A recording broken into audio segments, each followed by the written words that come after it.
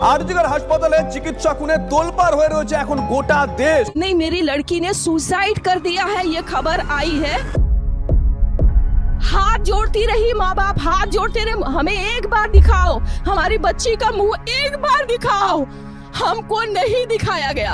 The horrific Kolkata rape and murder of a junior doctor was found dead inside a government-run medical college and hospital's seminar hall in Kolkata.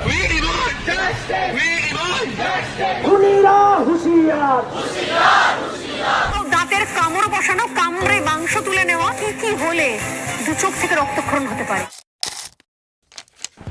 নমস্কার, আমি রয়েছি পুষ্কর আপনাদের সঙ্গে।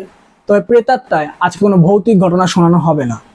আজকে আমরা কথা বলবো আরজিকর নিয়ে, কথা বলবো সেই সমস্ত মানুষদেরকে নিয়ে যারা সমাজের চোখে উচ্চ পদে বসে থাকলেও আমাদের চোখে অনেকটা নিচে নেমে গেছে।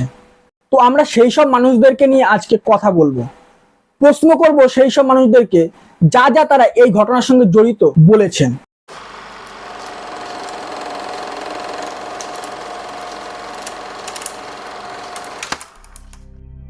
তো শুরু করি কিছু সাধারণ মানুষদের বক্তব্য নিয়ে, যারা বলছেন মেয়েটি এত রাতে সেমিনার হলে একা একা কি করতে গেছিলেন।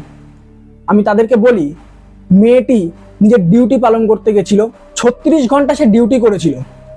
আর সেমিনার হলটা কোনো হাসপাতালের বাইরের অংশ নয়, সেটা হাসপাতালের ভিতরেই ছিল। আর প্রশ্নটি মেয়েটিকে না করে সিভিক ভলেন্টিয়ারটিকে করুন, কারণ মেয়েটি নিজের ডিউটি পালন করতে গেছিল, কিন্তু একটা সিভিক ভলেন্টিয়ারের কখনো পারমিশন নেই সে হাসপাতালে ঢুকতে পারবে। কিন্তু সেদিন রাতে তাহলে সে কি করে সেমিনার হলে পৌঁছালো? আর মনে রাখবেন, মেয়েরা পড়াশোনা করে ঘরে বসে থাকার জন্য জন্মায়নি, তাদেরও অধিকার আছে স্বাধীনভাবে বাঁচার। এবার রাতের অন্ধকার যদি মেয়েদের জন্য সুরক্ষিত না হয়, তার দায় মেয়েদের নয়, তার দায়টা সম্পূর্ণটাই আমাদের ছেলেদের। সত্যি কথা বলতে দেশটা আমাদের 77টা বছর হয়ে গেছে স্বাধীন হয়েছে, কিন্তু আজ বুঝতে পারছি দেশটা শুধুই মাত্র ইংরেজদের দিয়ে স্বাধীন হয়েছিল। আজও আমরা কোনো না কোনোভাবে সেই পরাধীনই রয়ে গেছি। আপনাদের মনে আছে বেশ কিছু বছর আগেকার ঘটনা, সেই নির্ভয়া কাণ্ড, একটা মেয়েকে ধর্ষণ করা হলো, তারপর তাকে হত্যা করা হলো। এত কিছুর পরেও সেই মেয়েটির বিরুদ্ধে গিয়ে সেই উকিলটি কি বলেছিল? चोर की माँ को पकड़ो। हाँ, चोर की माँ को पकड़ो तो फिर तो जड़ क्यों पर हमला होना फिर तो चाहिए। उस कारण पे जाओ कि रात के 12:30 बजे तक क्यों नहीं पता था कि हमारी बेटी कहाँ है। फिर उस माँ पे जाओ, वो चोर की माँ को पकड़ेंगे आप कि 12:30 बजे तक यही पता नहीं था कहाँ है बेटी, किसके साथ है, किस हालात में। এই সমস্ত কথা শুনলে মনে হয় এই মানুষগুলোকে সবার আগে ফাঁসিতে ঝোলানো উচিত, কারণ এদের মতো মানুষগুলোর জন্যই আজকের দিনে মেয়েরা নিজেদেরকে সুরক্ষিত মনে করে না। বেশি দূরে যেতে হবে না, এই তো আগের বছরেরই ঘটনা। ব্রাজিল থেকে 2 রাইডার এসেছিল আমাদের ভারত ভ্রমণ করতে। ঝাড়খণ্ডের একটি গ্রামে তারা টেন্ট বসায় রাত কাটাবে বলে। কি হলো, রাতের অন্ধকারে 7 জন এসে মেয়েটিকে গ্যাং রেপ করলো। Her husband posted a similar video. The videos are not on their page anymore, but it sparked a fierce debate. তখনও কটা হারামজাদা বলেছিল, অত রাতে হোটেল না নিয়ে জঙ্গলে থাকার কি আছে। তাদের বলি, আরে ভাই, তারা কি করে জানবে আমাদের দেশের মেয়েরা তাদের দেশের মতন সুরক্ষিত নয়? আসুন এবার কথা বলি সেই সব মানুষগুলোকে নিয়ে যারা উচ্চ পদে বসে থেকে নিজেদের নিম্ন মানসিকতার পরিচয় দিয়ে বেড়াচ্ছে। শুরু করি প্রথমেই ডক্টর সন্দীপ ঘোষকে দিয়ে। বেরিয়ে আসছে অনেক এমন বেআইনি ঘটনা যার সঙ্গে সন্দীপ ঘোষ জড়িত ছিলেন। এছাড়া ছাত্রদেরকে ফেল করানো, ওদের চমকানো, ওনার অনেক একাধিক কেলেঙ্কারি আছে, যেটা আমি আর এমন একটা মানুষকে যেখানে বাধ্য করা হলো রিজাইন দেওয়ার জন্য, সেখানে আমাদের ম্যাজিক ওম্যান পিসি সরকার তাকে কলকাতা ন্যাশনাল মেডিকেল কলেজে প্রিন্সিপাল বানিয়ে দিল। বলছিলেন যে আমার বাড়িতেও তো বাচ্চারা আছে, যেভাবে আমাকে গালিগালাজ করা হচ্ছে, তা আমরা তাকে বুঝিয়ে বলেছি ঠিক আছে আপনাকে ওখানে কাজ করতে হবে না, আমরা ওনাকে সরিয়েছি অন্য জায়গায়। বলছি, ওনার পরিবারের জন্য আপনার এত চিন্তা, আপনি তার জন্য এত কিছু করছেন, আর সারা দেশ যার জন্য এত লড়ছে তার দোষীদের ধরার জন্য আপনি কোন স্টেপটা নিয়েছেন? আপনি সেই মানুষটার জন্য এত চিন্তা করছেন যে কিনা সম্পূর্ণ ঘটনাটাকে একটা সুইসাইড কেস বলে ধামাচাপা দেওয়ার চেষ্টা করছিলেন, আর যখন ধরা পড়ে গেল তখন তিনি বলছেন কি? কারণ হচ্ছে এখানে একজনের মৃত্যু, এবং মৃত্যুটা হচ্ছে আমার মেয়ের মৃত্যু, যেটা আমি বাবা হিসাবে মেনে নিতে পারলাম না। যে কিনা নিজের স্ত্রীকে পেটে লাথি মেরে পেটে সেলাই ছিঁড়ে দিয়েছিল। বাসিন্দাদের অভিযোগ, সদ্য মা হওয়া স্ত্রীর পেটে লাথি মেরেছিলেন সন্দীপ ঘোষ। সেই সময় তার সন্তানের বয়স ছিল 14 দিন। ওনার স্ত্রীকে পেটে লাথি মেরেছিল, সেলাই ফেটে গেছিল, যার ফলে তার সদ্য সন্তানের মা হারা হওয়ার সম্ভাবনা ছিল। সে কিনা বলছে তিলোত্তমা তার মেয়ের মতো। বলছি দাদা, আপনার মতন বাপ বেঁচে থাকাটাই পাপ। দেশের নেতা আর আপনার কথা দুটোই সমান, যখন তখন পাল্টি খায়। তাই বলছি আপনাকে প্রিন্সিপাল নয়, পলিটিক্যাল লিডার হওয়া দরকার ছিল। এদিকে তো একজন এমন কান্না কাঁদছে যে তার চোখের জল আর দাঁড়াচ্ছে না। আমার তখন সন্দেহ হচ্ছে ওনার চোখের জলের কারণেই হয়তো আমাদের এখানে বর্ষা নেমে এসেছে। মনে হচ্ছে যে আমি বাড়িতে ঠিক করে পৌঁছবো তো, আমি বাড়িতে ঠিক করে পৌঁছতে পারবো তো। দিদি, আমাদের মতন সাধারণ ঘরের মা বোনরাই সুরক্ষিত নেই। আপনারা ঠিকই সুরক্ষিত আছেন, কারণ আপনারা বাড়ির থেকে বার হলে আপনাদের সঙ্গে বডিগার্ড থাকে, আর তার উপরে তো আপনাদের উপরে একটা ছত্রছায়া রয়েই গেছে। তাই বলছি এই ধরনের নাটক করার কোনো মানে হয় না। এবার চলে আসি আমার আপনার সকলের প্রিয় হ্যাঁ ছিল দাদাগিরির দাদা কি বলছেন। সব জায়গায় সবকিছু সম্ভব, আমার মনে হয় না একটা স্ট্রে ইনসিডেন্টে সবাইকে সমস্ত কিছুকে নিরাপদ না মনে করাটা ঠিক নয়। It is just one of the incidents. পৃথিবীতে সব জায়গায় এরকম করে অ্যাক্সিডেন্টস হয়। শালা কারেন্ট চলে গেল।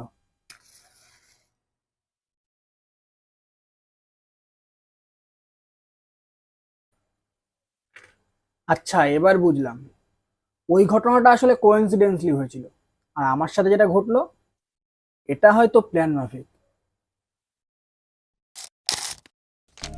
আপনি বলছেন একটা ঘটনার জন্য পুরো সিস্টেমকে দোষারোপ না করতে।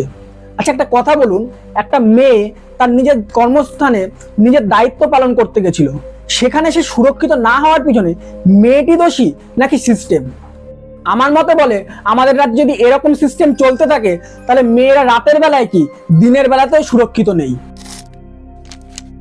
আসুন এবার আর এক দিদির কাছে যাই। আরে দিদি দিদি, ওটা শঙ্খ, ওটা বাজানোর জন্য, ওটাকে চষার জন্য নয়। আর বলছি আপনার এই ব্যাকগ্রাউন্ড সাউন্ড লাগিয়ে অস্কার লেভেলের অ্যাক্টিং দেখে মানুষ আপনার প্রতি সিম্প্যাথি না দেখালেও দু চারটে চটি ঠিক দেবেই। আপনার মধ্যে এই শ্লোকটা খুব সুন্দর মানায়, লজ্জা ঘেন্না ভয় তিন থাকতে নয়।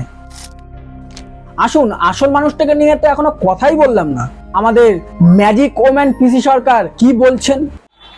বারবার বলতে বলতে লেবু কচলালে যেমন তেতো হয়, লেবু যত কচলাবেন রসটা বেরিয়ে যাওয়ার পর যদি আপনি লেবুটা বারবার কচলান সেই লেবুটা কিন্তু তেতো হয়ে যায়।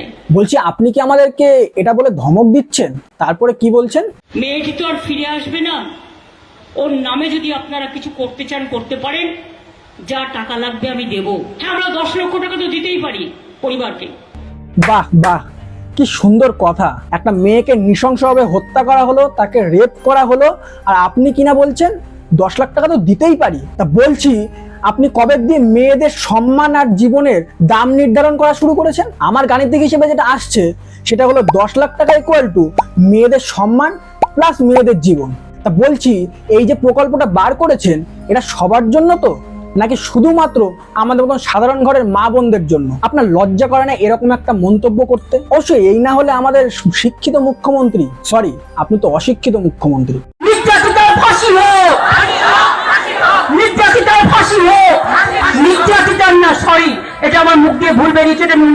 না না, আপনি কোনো ভুল বলেননি, আপনি তো ঠিকই বলেছেন। আমাদের এই রাজ্যে নির্যাতকদের নয়, নির্যাতিতদেরই ফাঁসি দেওয়া হয়, কারণ নির্যাতকদের তো ধরার ক্ষমতা আপনার নেই। ধিক্কার জানাই এমন প্রশাসনকে, ধিক্কার জানাই এমন সিস্টেমকে।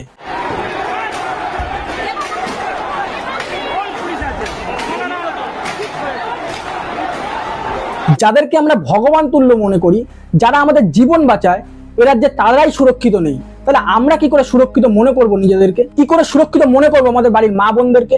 এত কিছুর পরেও যারা লক্ষ্মীর ভান্ডার, কন্যাশ্রী, স্বাস্থ্যসাথী এইসবের লোভে পড়ে আছেন, তাদের বলি সময় আছে, মেন্টালিটি চেঞ্জ করে নিন। হতে পারে 10 লাখ টাকার অফারটা আপনার বাড়িতেও না চলে আসে। গত 24শে আগস্ট আমরা কলকাতা ময়দানে একটি র্যালি রেখেছিলাম। আমরা পরিকল্পনা করছি একটি বড় র্যালি করার। তো যারা যারা যেতে চান তারা আমাদের এই ভিডিওর কমেন্ট বক্সে অবশ্যই আপনাদের ফেসবুক আইডি অথবা ইনস্টাগ্রাম আইডির লিংক দিয়ে যাবেন। তাহলে আমি অবশ্যই আপনাদের ডিএম করে দেব কোথায়, কবে এবং কখন আমাদের এই র্যালি হবে। ধন্যবাদ। আর কবে, আর কবে, আর কবে, আর কবে, আর কবে, আর কবে, আর কবে কণ্ঠ শক্তি পাবে, আর কবে, আর কবে চিত্ত স্বাধীন হবে, আর কবে সিক্ত হবে হৃদয়, আর কবে শির উঠে দাঁড়াবে, আর কবে আর কবে আর কবে আর কবে আর কবে আর কবে আর কবে আর কবে আর কবে আর কবে আর কবে আর কবে